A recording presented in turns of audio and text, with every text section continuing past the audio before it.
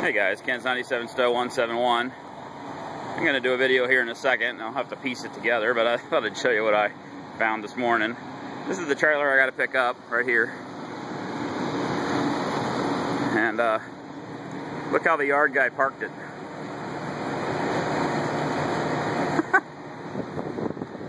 Plenty of room over here, but I guess he wasn't watching his right mirror very carefully.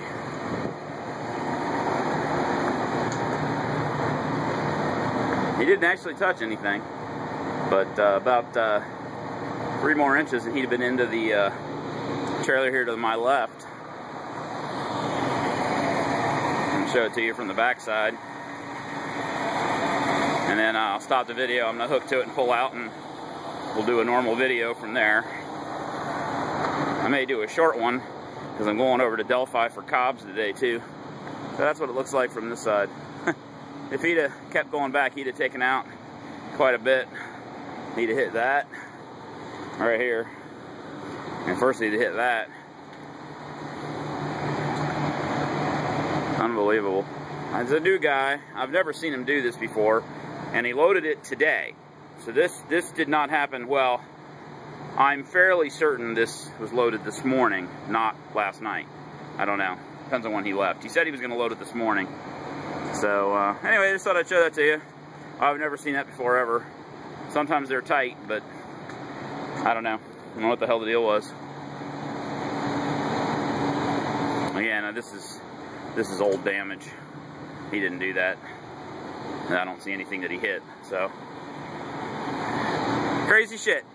Crazy way to start the morning. Alright guys, I'll be back shortly. I'll start another video here. I'll see you guys in a minute. Hey guys, Kansas 97 Stowe 171. Again for another trucking video. I post a little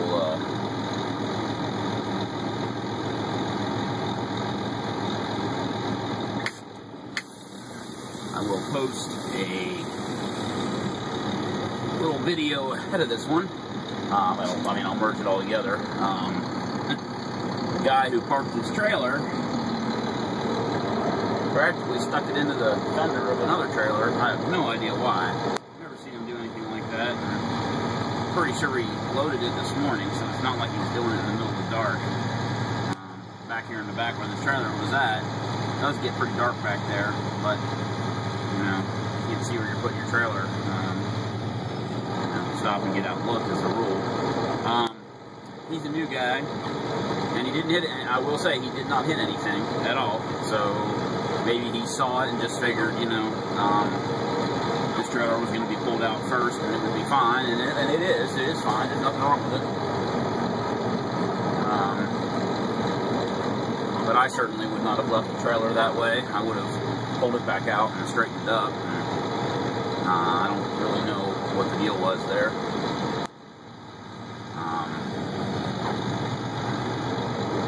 That's a pretty little car right there, that red one. Kia Optima. I like the red with the tinted windows. It's pretty sharp. White looks good too, actually. Saw one at the Detroit Auto Show.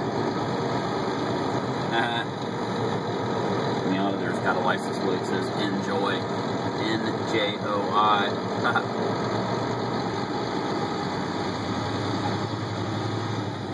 So,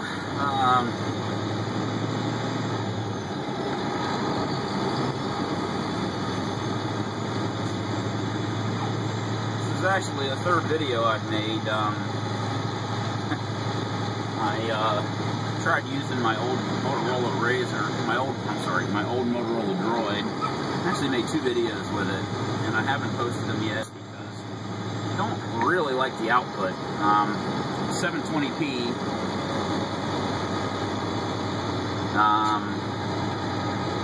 but the screen resolution is weird. When I put it through the editor, it warned me that this video is in PAL format, which is the European. Okay. I did that on purpose, guys. The powder in the trailers It's a little bit towards the ass of the trailer, so that'll even it out a bit. But it said it was in PAL format, which is the European TV format, and it's a different, I guess it's a different height and width. I'm not really sure. But it looked kind of funny on the screen, too, and looked more squared off. And I don't know, I may go ahead and post it. Let me, in the comments, let me know what you think. The other thing is, too, that I wasn't real happy with the video, and then I just got really busy. I mean, I made the video probably 2 weeks ago, maybe 3 at this point, I don't know. And I don't know that it's even worth posting it, just because whatever the hell I talked about, which God knows what that was, might not even be relevant anymore. Nah, mostly I just didn't like the video quality. I mean, it would do. I was gonna do it. I was gonna post it just because it would be convenient for me to use that old phone. The rear-wheel driver. It would have been convenient to be able to use that phone because I'm not using it as a cell phone anymore. And if it would do 720p, then that would be great. But I guess it does 720p in some funny resolution. Maybe upscaled to 720p, I don't know. I think it was one of the very first phones that would do high-def video, at least in the Android market, because I believe it was Verizon's very first Android phone. So, my guess is that it's probably 480 upscaled to 720, which is why it's got this strange resolution. And I don't really know. But,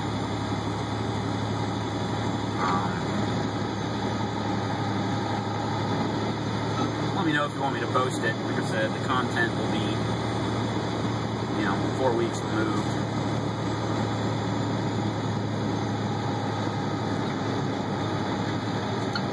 But,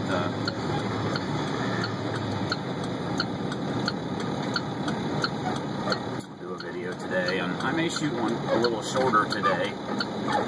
And I'm sorry about the squeaking, guys. My seat has been squeaking. You guys can hear that?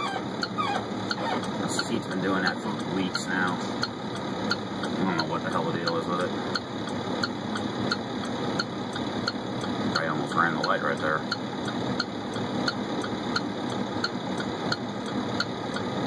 It's fairly warm today.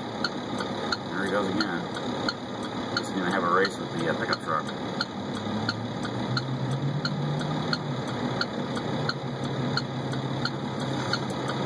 And I'm going to race your Tahoe against a Silverado pickup. Woohoo!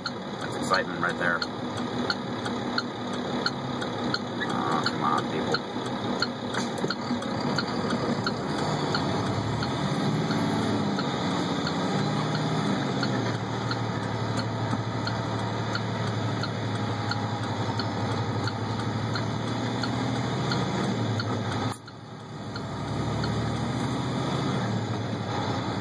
Nice to back up for me there.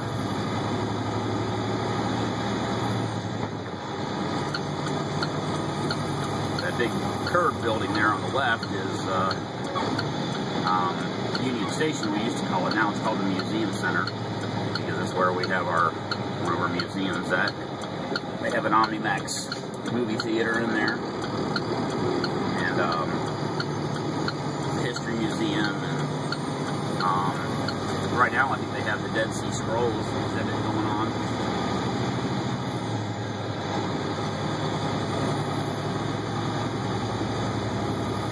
About maybe 20 years ago they were talking about destroying that building, tearing it down because it was an eyesore. Unbelievable. There was an outrage from the community and they saved it and did something useful with it. The interior is absolutely beautiful. It's all done in tiled mosaic tiles of Cincinnati. Kind of got the history of the city from left to right, like the perimeter of around the building. There's they've got the history of the city, kind of written out in pictorial form.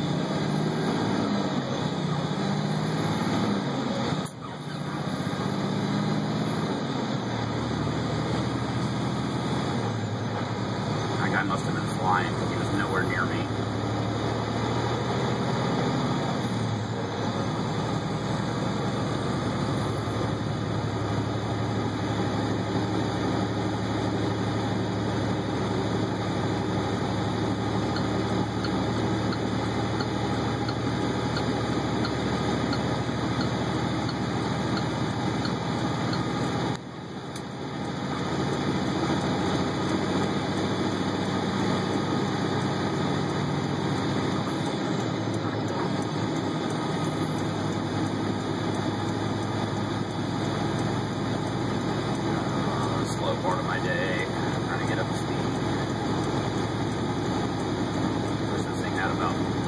200 more horsepower. That'd be nice.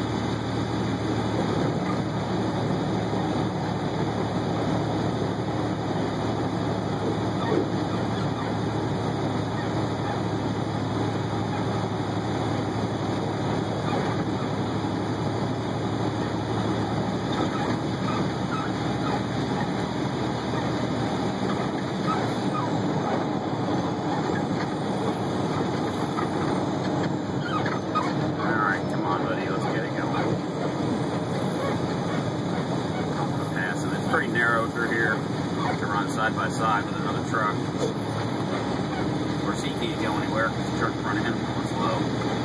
And yes, the speed limit is.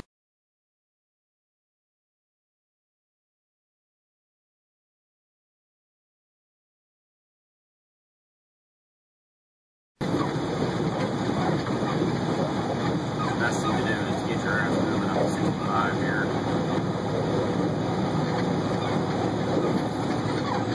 That way you're not crawling up the fucking cut in the hill.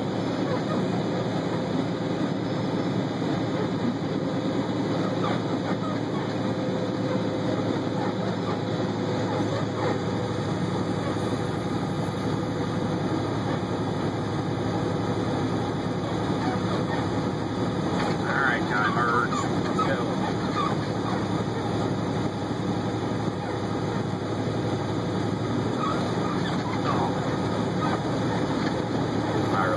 Truck sometimes drives like shit.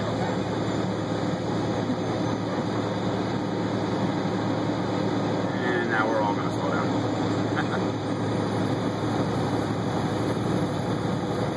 65, 60,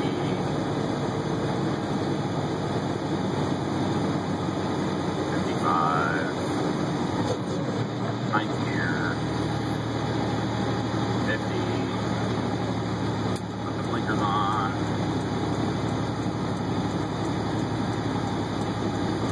45.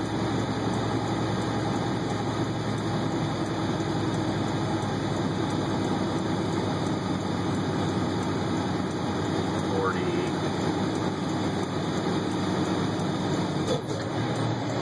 8 here.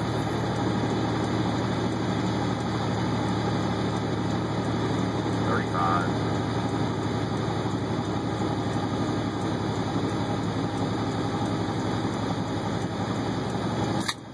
Open the can of Mountain Dew while we wait for the RPM to drop even further.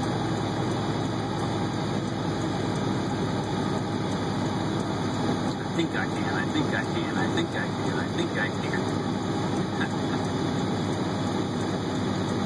It might go a little deep here. We'll see. I don't even know how much is in the bucket this time around. 50,340. About as heavy as usual.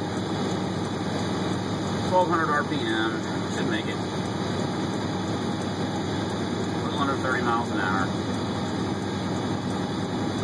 8 here. Now the revs are climbing.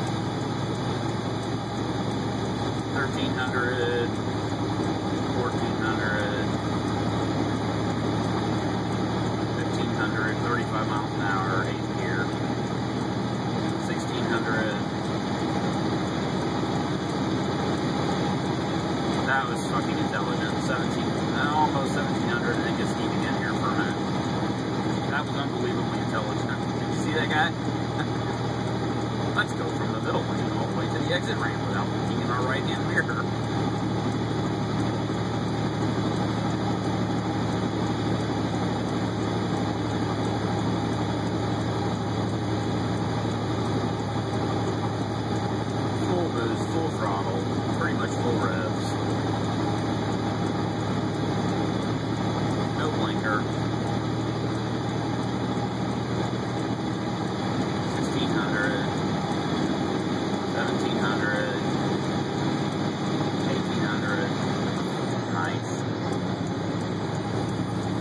1600, 1500, 50 miles an hour, 16.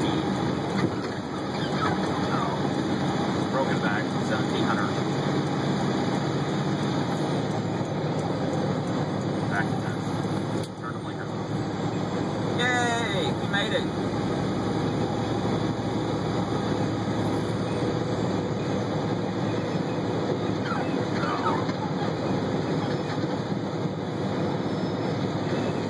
Another guy with no blinker.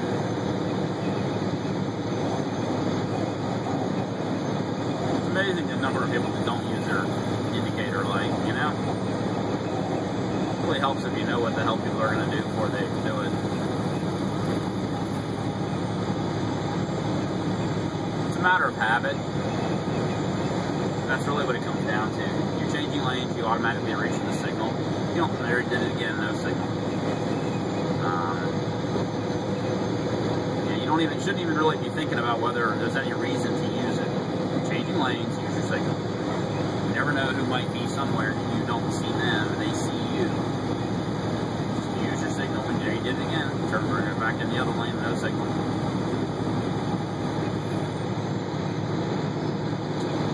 Probably the three most common things I see are people driving along, not using their indicator light when they want to change lanes, and then they get frustrated with you because they act like, well, you should have known that I wanted to change lanes, but they never use their indicator light.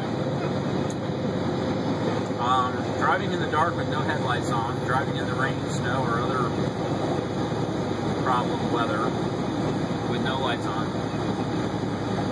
Like really, even right now, you probably ought to have your lights on. It's kind of cloudy and overcast.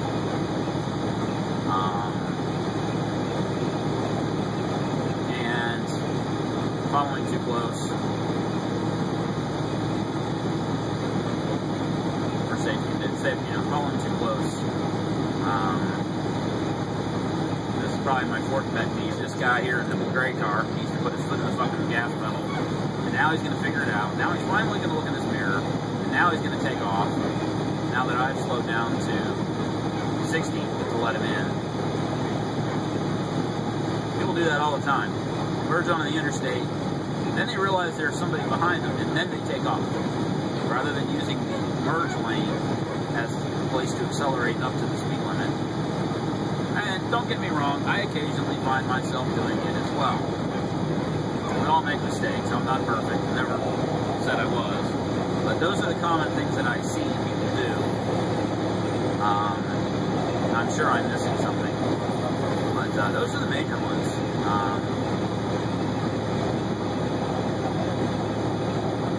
People weaving in and out of traffic, left and right, going back and forth. That does bother me too. But it depends on the person doing it. You know, if there's enough room, they're using their indicator, there's plenty of space for them to maneuver, and they do it, I don't really have a problem with that. As long as there's someplace for them to go. Now, there are some people that weave in and out of traffic, and all they end up doing is gaining a couple of inches on themselves. That's pretty stupid. But there is this threshold where traffic is kind of heavy, but there's like the gap you see here with these 3 or 4 cars in front of me. If someone wanted to weave back and forth to get ahead of those people, there's actually enough room for them to do that safely.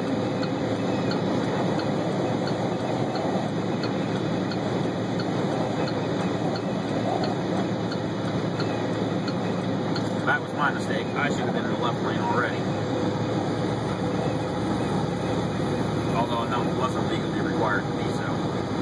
On that ramp right there, it's much better. You're much better off to go ahead and get in the left-hand lane, because the right-hand lane ends into the left-hand lane, which also ends into the right-hand lane on the freeway. So you really got 3 lanes all coming together at the end of the ramp, and you're in a better position if you're in the middle, right there. I usually try to do that. The only problem with that is, and that was the case here, that white car was sitting right on my left corner, and you can't see him because I can't see my mirrors, but he was sitting right on my corner. A lot of times what will happen is you'll move over, and then they'll cut to the right and pass you on the right, and then dive back over in front of you. So if there's a car right there, I usually stay to the right and try to let them make a move and get going. Usually people on this section of the highway are actually moving pretty good. Speed limit is 65 and most people do 70 plus.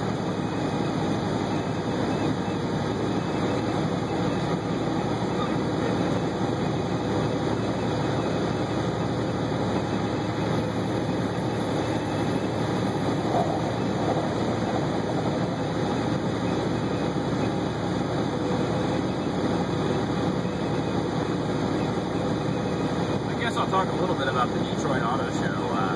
I think that's one of the things that I covered in the 2 other videos that I haven't posted and probably won't post. The show was good. Corvette was there, very impressive.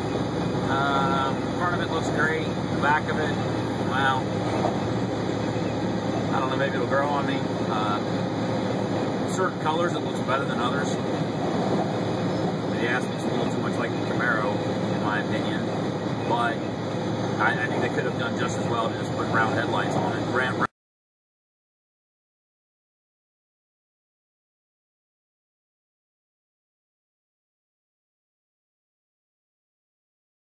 You know, Chevrolet has gotten a lot of slack over the years for having a very nice car, performance-wise, with a bargain basement interior.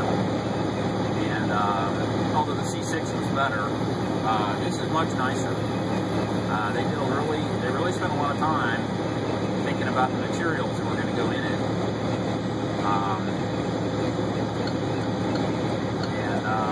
It looked really good. You know, there were supposed to be a whole bunch of cars there a whole bunch of new cars debuted, and when we got done with it, we were kind of thinking, like, where were they? Maybe they just were cars we weren't really interested in. I'm not really sure.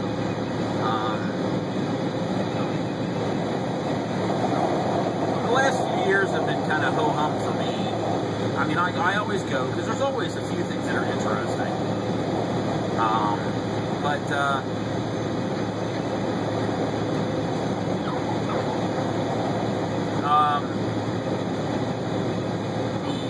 One of the highlights, actually, of the show for us was the Tesla S sedan. They had it open, you could sit in it, mess with the, they had a 17-inch display in the middle here that you can use as your, there's no buttons on the dash. You got your turn signals and indicators and your buttons on the steering wheel for radio and, you know, Bluetooth phone access and things like that, washer fluid and wipers and turn signals and shit. Those things are normal. But the only other buttons on the dash are a button for the emergency blinkers and a glove box release, which is on either side of the 17-inch display. Everything else is controlled through that 17-inch panel touchscreen, which you might think is a pain in the ass. I know a lot of touchscreens are done pretty poorly. They actually did a really good job. Across the top, there are, I think, 6 or 7 buttons, like climate control, radio, navigation. I don't know what the other ones are, but there are categories across the top. And across the bottom is your climate control, which always stays there, as does the buttons at the top. And when you press a button like navigation, then the whole middle of the screen changes to a navigation display. And it was really cool.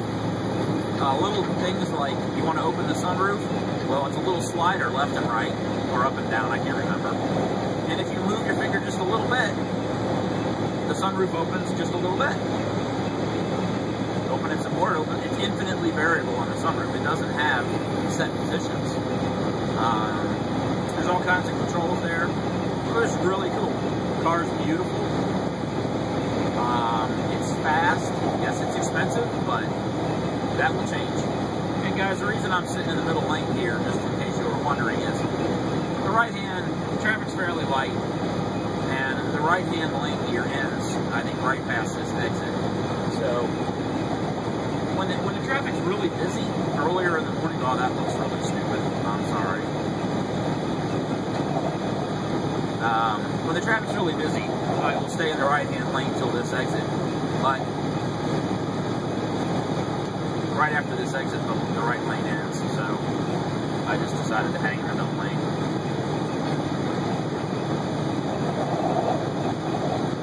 So the Tesla was there. They had the prototype of their X, as in X-ray. Their X model is a small sport ute, 4-wheel drive. The rear doors are gullwing style, which is kind of interesting.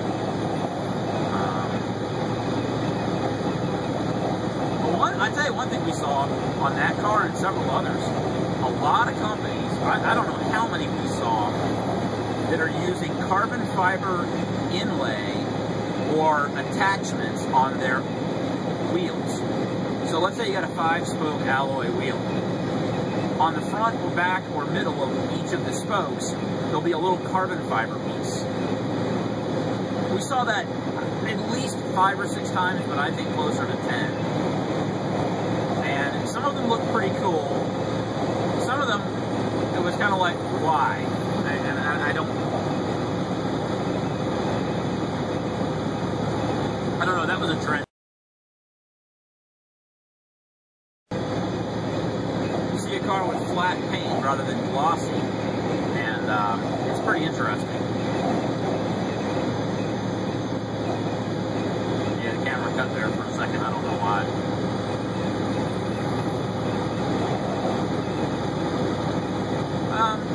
What else? I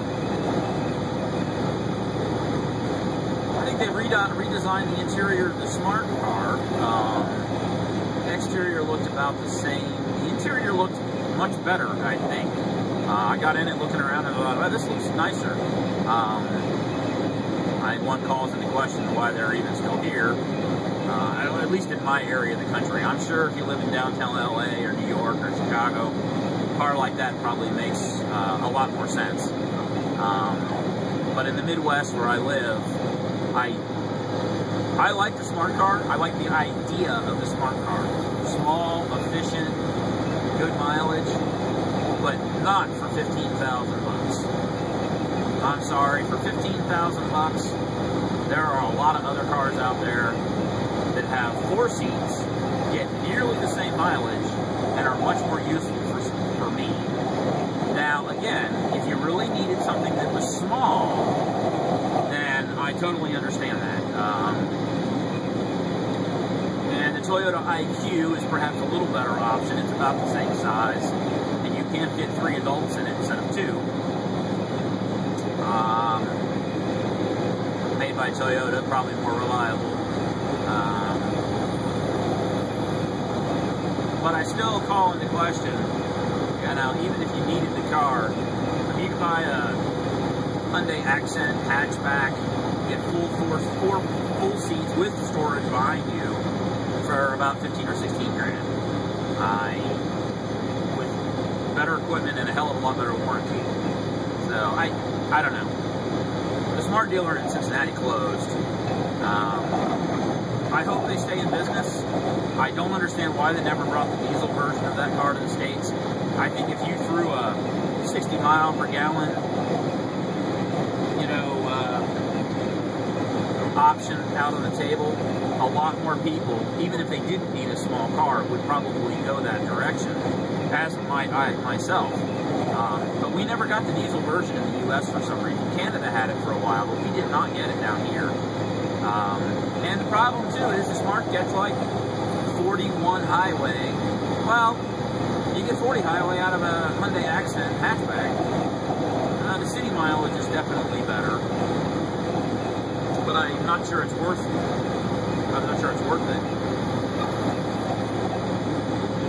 Really cool, nifty car, though. When they first showed up at Detroit and trying to see whether they were going to bring it here, everyone really, really liked the car. And it was like, everybody said, yeah, bring it, we love it. And then nobody bought it.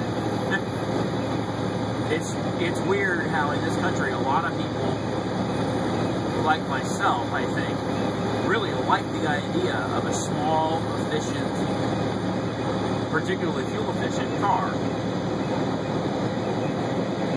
And then the reality of life actually kicks in, and you realize, well, what do I do when I go to work in my car, and then after work, you know, my friend says, hey, come pick me and my wife up, we're going to go out to eat. And I got to say, well, you'll have to drive yourself. Or me and a few friends want to go someplace. Me and 3 friends want to go someplace.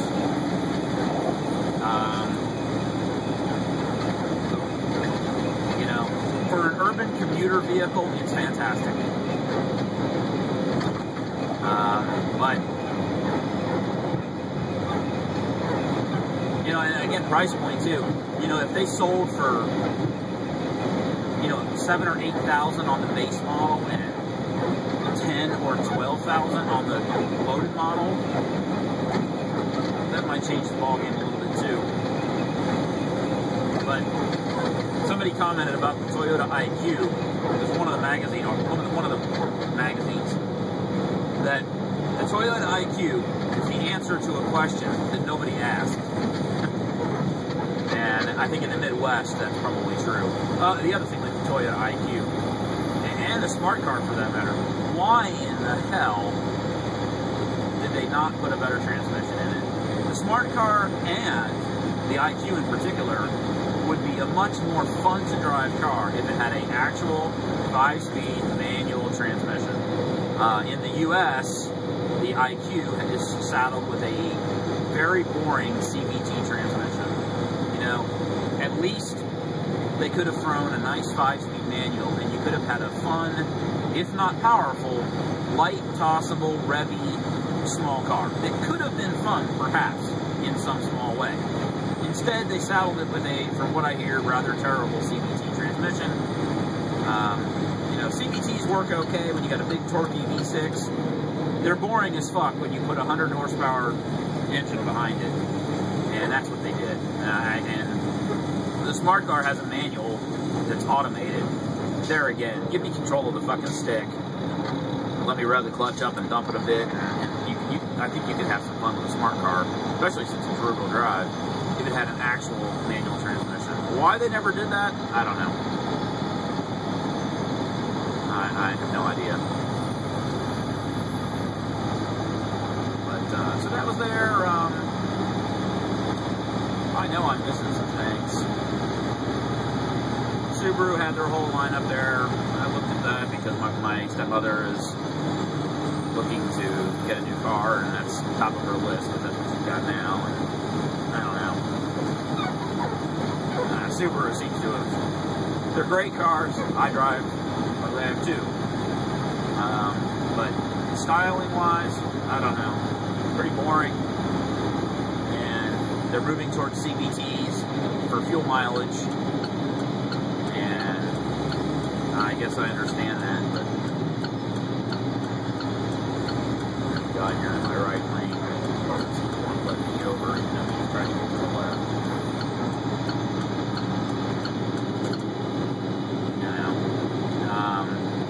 You know, the new Forester, I just saw it, the 2014 Forester, and, you know, turbocharged, the XT model, turbocharged, 250 horsepower, and it's got a CVT. And no manual option for the United States. Yeah, I know it's a Forester, but why? Why not offer the option, you know? Same with the Impreza. From what I hear, the manual transmission in the base Impreza, the gear ratios first and second work okay, and then third, the rest of it's just very tall gearing for mileage and boring as fuck. The other option is the CVT, and from what I hear, sadly, the CVT is better. They did such a bad job with the manual. So if you want an Impreza and you want to have fun, basically you got to buy a WRX, which is pretty shitty because a lot of people can't afford WRX. I did see mileage improvement on the, I think the WRX is now getting 28 highway, but, you know, and the WRX looks pretty good. Wouldn't surprise me if the STI goes away at some point.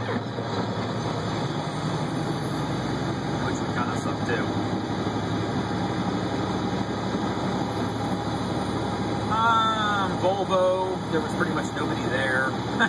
that was kind of a strange thing. You're walking along and there's people looking at every car maker, and you go to the Volvo side and there's like 5 people walking around there within their little area. It was kind of an indication. You know, one of the cars there, I think it was the S90 or S70. I don't know what their car makes are called. And you know, my friend Tom looked at it and he's like, you know, that car hasn't changed in 10 years.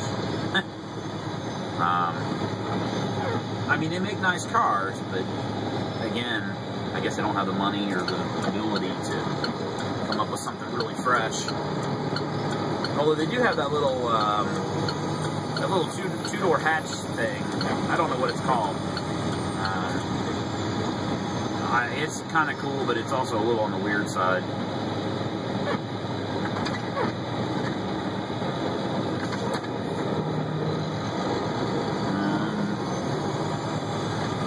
Sat in a Mustang GT. Really, no, I liked it a lot, actually. The interior was nice. Why they still refuse to go away from the live axle, I have no idea. Puts them at such a disadvantage in the handling department. And I know it handles pretty good. I've read the reviews, but, you know, it's probably the only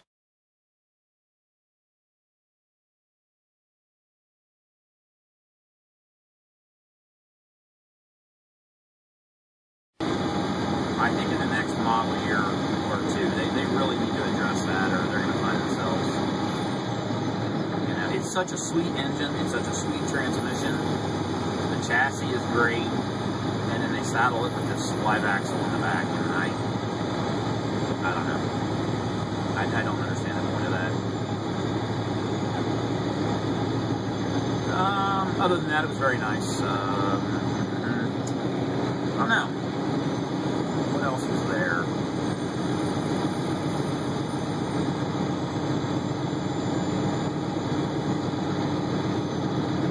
I guess there's going to be a diesel version of the Grand Cherokee. And the Sprinter van is being replaced by a Fiat-produced van. Very similar look. 3-liter turbo diesel, or a, I think a four-cylinder gas model also. So there is going to be a gas and a diesel option for that. I didn't see that in Detroit. I actually saw that on a YouTube car review. I think it was Autoline Daily, I believe, which is a good channel, by the way. If you want to learn more about what's going on in the car industry, they do a pretty good job. They talk a little bit about individual models, but it's more of an industry type thing. Kind of interesting.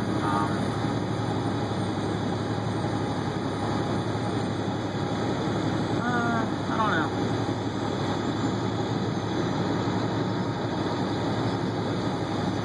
It's hard to believe that the show for me and the other 2 guys that went, my friend John and my friend Tom, both of which are car people, and we all agreed that the electric Tesla S was one of the highlights of the show, which is kind of weird. But it's kind of refreshing to see an American company producing absolutely top-of-the-line electronics and technology, and they really have. It's really, really nicely done. And it's expensive. I mean, there's no doubt. I mean, it's out of the range of most people. Although the base Model S, I think you can get for 45 grand, which, yes, is way more money than I can ever spend for a car myself. But and I think it tops out at about 105, and it has to do with the batteries. There's 2 range options, 2 or 3 range options, and there's also 2 power options. You can go with less battery and less power, or at the top end, more battery and more power. And I think it's 300 and something horsepower on the low side, 320 maybe, and the high level model is it's 420 horsepower, I think.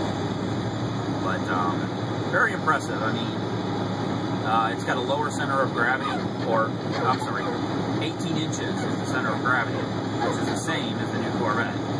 So it gives you an idea of how well it should handle. And it does handle very well. The car weighs, I think, nearly 5,000 pounds, 0 to 60 in 4.5 seconds. That's getting it done. With a range of 300 miles, that's getting it done. If I had the money to buy one, I would absolutely consider it. Beautiful. An electric car that does not look like a toaster or drive like one. That reminds me of the Kia Soul commercials with the little hamsters. You can ride like this. You can go like this. You can go like that. You can go like this. You can go like that. They had the different people walking around in cardboard boxes made up to look like a toaster.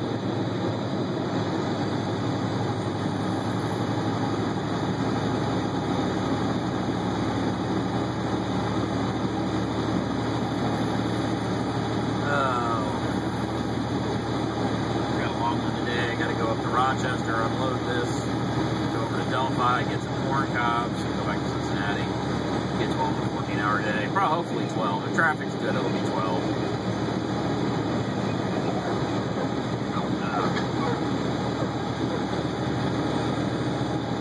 I think when I get to the top of the loop when I get to I-74 up here, I'm going to stop the video.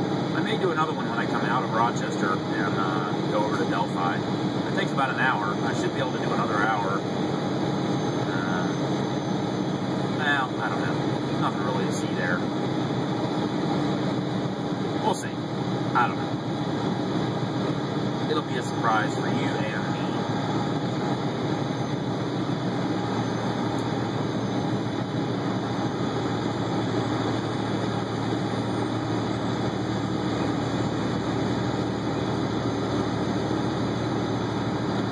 You guys heard, yeah, again, I haven't had a video in a while, a couple, 3 weeks ago. We had a major accident, actually two. 275, north side of Cincinnati. We weren't the only place that had this happen, by the way, but we had a sudden snow squall. I guess they call it not a downdraft, but a downburst, or I don't know, where it all of a sudden comes down in a very regional, small area. And we had an 80-car pileup. That's 80. 80. Like 12 tractor trailers. Unfortunately, one little 12-year-old girl got killed. She,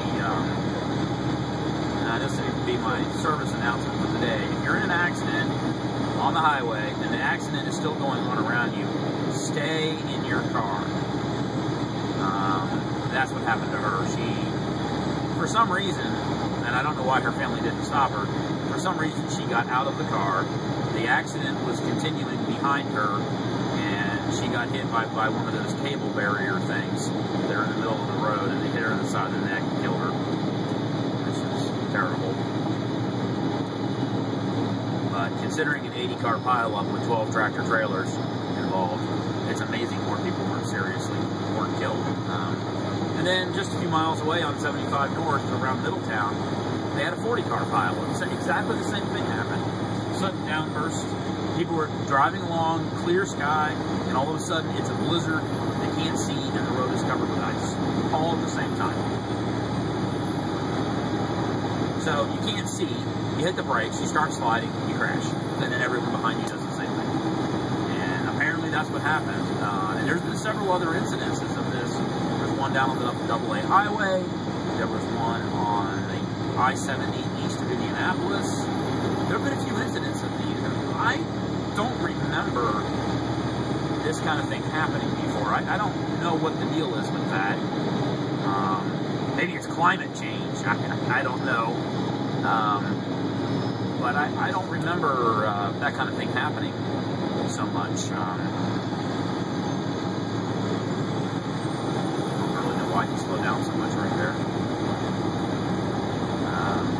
Yeah, it's amazing. Terrible. miracle and amazing that not more people were hurt. Anytime you got multiple tractor trailers involved, it's usually bad. I mean, they had to cut like 7 people out of their cars because they were underneath the tractor trailers. It's amazing that none of them were killed, and they were not. They all survived. From what I understand, they all survived. That's a miracle. You get crushed underneath the tractor trailer, and they got to cut your ass out. You better get on the ground and kiss something. Yeah, and the truck drivers can't see. I mean, they're just as bad off. I mean, suddenly you can't see. Everybody stops, and there's nothing you can do. You're just along for the ride at that point, and that's the way it was. You were just apparently going along for the ride, and eventually you stopped.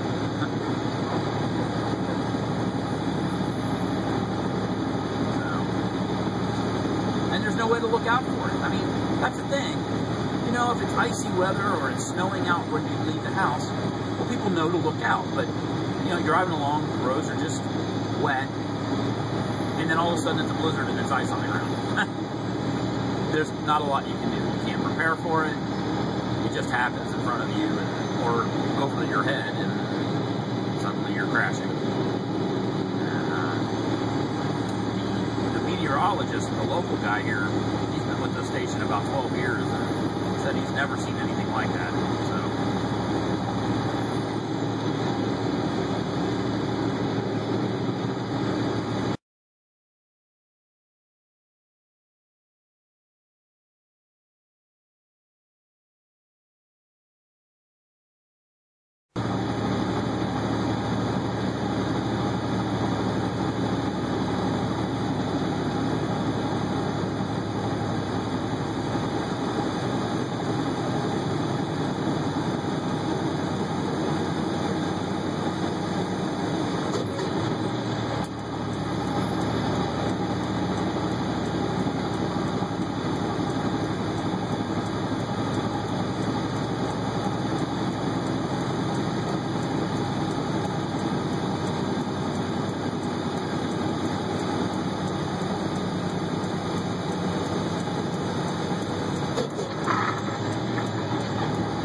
Wrong gear.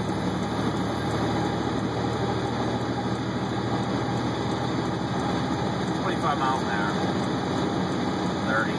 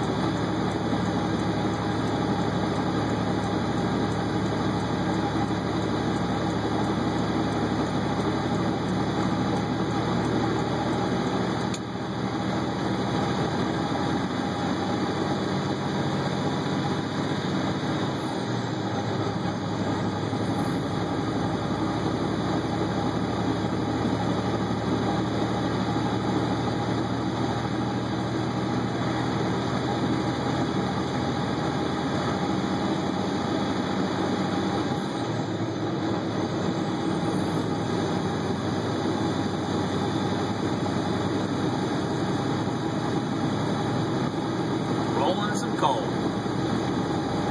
Not really. This truck doesn't roll coal. These guys right here have, actually I have 3 Subaru Outbacks in that house. 2 white ones and a red one.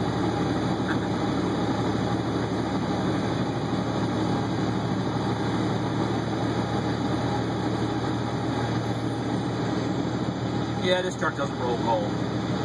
It's got a DPF filter on it. 09, it does not have the diesel exhaust fluid.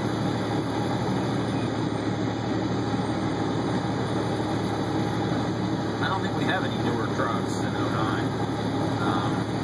Guy's got his brights on.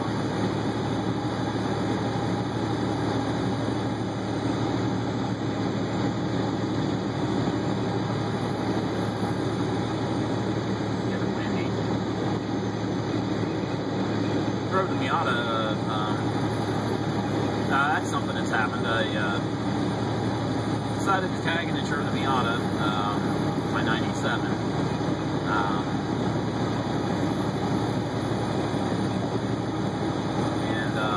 I don't know if you guys know this, but it's been the last 3 years, even before I bought it back from my friend's father. I bought the car, I don't know what year I bought it, but I bought it with 20,000 miles on it, drove it to about 125,000, sold it to my best friend's dad. He drove it for several years, then a couple years ago, a year ago or so, decided to move to California. Didn't want to take the car with him. Go for it, buddy.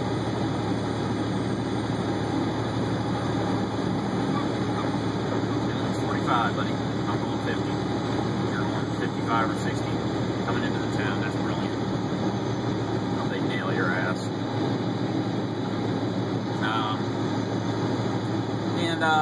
The last couple, 3 years that he owned, the last couple years he owned it, it had been burning a lot of oil. Smoking pretty bad in the morning when you start it up. Only when it's cold out. Anything above 65 degrees or so doesn't really smoke much at all. Below that, and it smokes more, the colder it is, the more it smokes, until the engine warms up completely. And it's kind of white mixed with blue, but it's not using any coolant. It's weird. I'm not really sure what the hell was going on. I suspected it was valve seals. All the I was like, oh, great, what the fuck?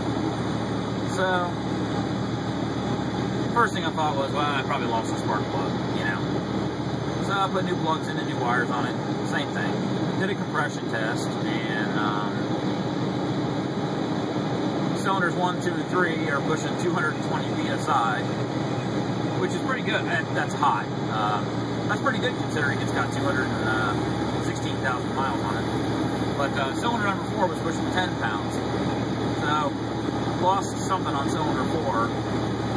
Still no blow-by. You pull the oil cap off, put your hand over it. There's no change in blow-by. So I think I got an exhaust valve that's either hung open or cracked or broken or something.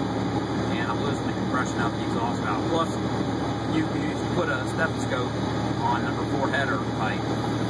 And it does have a factory sort of header pipe. It kind of has a air, like a noise in that pipe. So I'm pretty sure it's the exhaust valve that's failed. And so I parked it, put it on storage insurance, figured I'd put a new engine in over the weekend, over the winter time. Well, that never happened.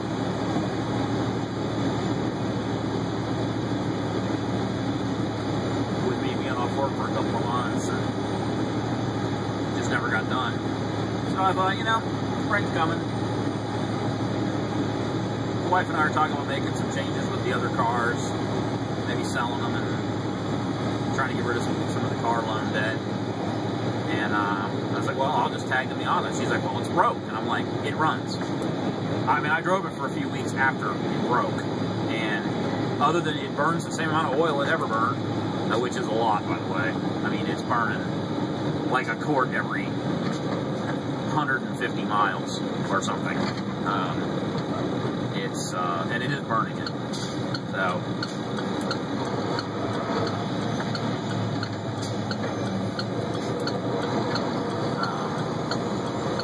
So anyway, I put it back on the road. I've been driving it for, a couple of weeks now. I drove it all last week, and part of the beginning of this week it was snowing, so I didn't. And I drove it today. You know, it runs okay. I mean, it's a little embarrassing in the morning because it smokes pretty good until it warms up completely. Once the engine comes up to temperature and the catalytic converter gets really hot, it doesn't. You really can't see the smoke behind it too much.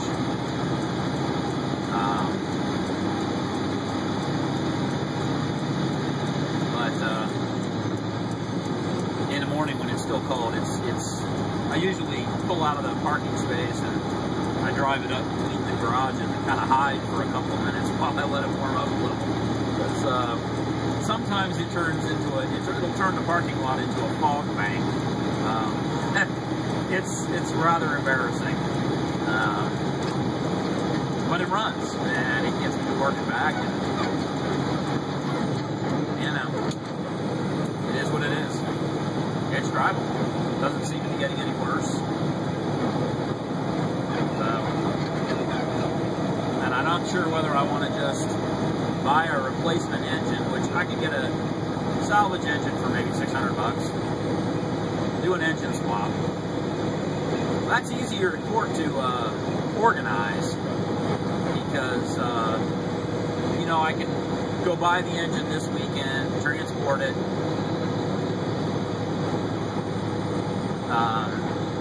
and then schedule, oh shit, I left my phone right there, and then schedule, you know, the engine swap for a weekend, and just get it done in a weekend. But I'd kind of like to pull the engine apart, find out what the hell happened. It would be less work to fix it rather than pull the engine. And then the block stays, you know, it's the original engine block. Not that I really care about those things, but the fact that it's pushing 220 PSI, and it was pushing 220 PSI, also on cylinder 4 before it blew, there's almost no blow-by. It tells me the rings are in good shape. I mean, 220 on a hot engine, you know, that's basically stock. That's the compression number it should be. So I'm pretty sure what has gone wrong is all in the cylinder head. So I can pull the head off, have the head redone or replaced if it's really screwed up, and it would be less work. But the car would be down for a longer period of time because we'd have to pull it apart. That'd probably take a weekend, figure out what's wrong, order the parts, and then probably put it together. You know, and the car would be down for those full 2 weeks. So. But my friend has offered to let me drive his Jeep. My friend Chad is DJ, which you guys have seen on some of my videos. He said he'd let me borrow it for a couple of weeks if need be. And so I'm kind of inclined to fix it. It'd be nice to be able to say, yeah, it's got 215,000. It's actually almost 217. The original engine with some head work that was done, you know. It's got a new clutch in it already, so I don't really want to separate the transmission and engine again. So, I don't know. Let me know what you guys think if you want to comment about it. I'm not really sure which way to go about that. I suspect I'm going to go whichever way happens to work out at a particular time. But for now, I'm just going to drive it, and I mean, I do need to fix it because let me tell you what, oil is not cheap. I go to Walmart and I get the cheapest oil I can, and it's still $10 or $12 for five quarts, and that lasts like less than a month. Well, that means I'm spending actually it's not even a month. I mean, the 5 quarts probably lasts. Yeah, maybe 3 weeks, 3 weeks, I don't know. So you're spending $30 a month just on oil. You know, but for what I bought in oil, I probably could have bought the new head. Because I counted them up. I throw the old bottles in a bag. Finally decided to go through them. I was going to use them for storage, for oil changes and stuff. I like to keep those old bottles. 5-gallon, 5-quart jugs, because they're handy to put used oil in and take them back to the recycler. But they just accumulated. Well, I counted 30. 30 gallons of oil. 5 quarts is a gallon. I think it's more than a gallon. But 30 of those 5-quart jugs from Walmart.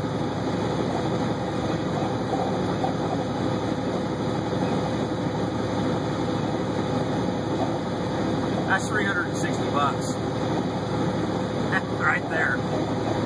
Oh well. But it's $360 spread over like a year. So I was financing my oil. Anyway, guys, I'm going to get off here. I can't think of anything else to talk about at the moment. My voice is getting a little harsh, and I'm on way over my hour, my normal hour. Which I feel like that's not long enough as it is, guys. You all take care. I may do another one when I come out of Rochester. It's about an hour drive from Rochester to Delphi, and parts of it are kind of interesting, so I may or may not do that. We'll see. Talk to you guys later. Have a good one. Be safe out there.